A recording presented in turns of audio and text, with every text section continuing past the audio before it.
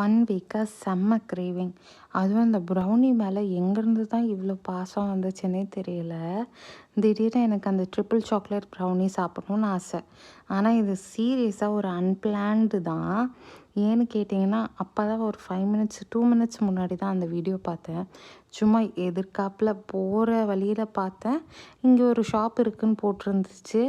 அப்படியே நான் வந்து போயிட்டேன். கரெக்டான லொக்கேஷன் எங்கே இருக்குது தெரியுமா? கரெக்டாக ஆவடி பஸ் ஸ்டாண்ட் இருக்குல்ல, அந்த சிலைக்கு ரைட் எடுக்கணும்.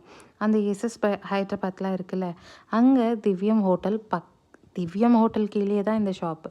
ஃபேண்டாசியா டால்சி, ஓகேவா? Waffle shop. இங்கே எல்லாமே இருக்குது. மில்க் ஷேக் இருக்குது, வேஃபல் இருக்குது, ப்ரௌனி வித் ஐஸ்கிரீம் இருக்குது. நீங்கள் எல்லாமே பேன் கேக் இருக்குது. ட்ரை பண்ணிவிட்டு பாருங்கள். இவங்க எல்லாமே சின்ன பசங்க தான். ஒரு ஸ்டார்ட் அப் தான் போல், லைக் ஃப்ரான்ச்சைஸின்னு நினைக்கிறேன். பட் செம்மையாக இருக்குது. டேஸ்டெல்லாம் பயங்கரமாக இருக்குது. நான் வந்து இது பெய்டு ப்ரொமோஷன் பண்ணுற அளவுக்கு நம்ம சேனல் வளரலன்னு வச்சுக்கோங்க. பட் அவ்வளோ சூப்பராக இருக்குது.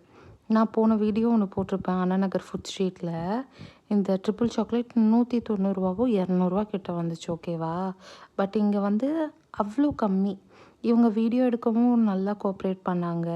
அண்ட் அப்படியே வந்து வெளியே வந்துட்டு அப்புறம் மெயின் ரோட்லேயே அந்த நிறைய அக்கா பூக்கடைலாம் வச்சுருப்பாங்கள்ல, அங்கே ஒரு லெஃப்ட் ஹேண்ட் சைடில் சின்ன தள்ளு வண்டி கடை. ஆவடி டுவர்ட்ஸ் திருமலவாயில் போகும்போது அந்த பூக்கடை பக்கத்துலேயே இவர் தள்ளுவண்டி வச்சுருப்பார். செம்மையாக இருக்கும். போட்டி, தலைக்கறி, சிக்கன் எல்லாமே இருக்குது இவர்கிட்ட.